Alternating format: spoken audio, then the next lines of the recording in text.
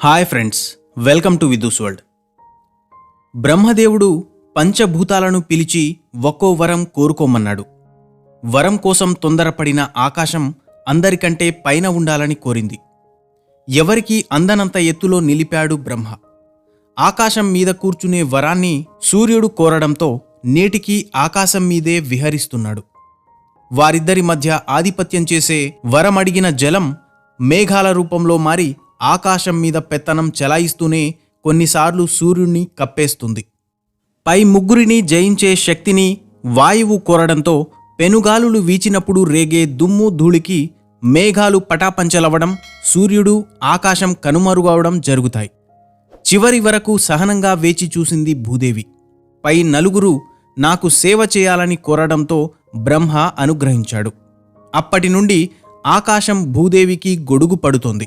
వేడి వెలుగు ఇస్తున్నాడు సూర్యుడు. వర్షం కురిపించి చల్లబరుస్తోంది జలం. సమస్త జీవకోటికి ప్రాణవాయువు అందిస్తున్నాడు వాయువు. సహనంతో మెలిగి వరం కోరిన భూదేవికి మిగతా భూతాలు సేవకులయ్యాయి. ఈ కథ కల్పితమే అయినా సహనంతో వేచి చూసేవారు అద్భుత ఫలితాలు పొందగలరని తెలియజేస్తుంది.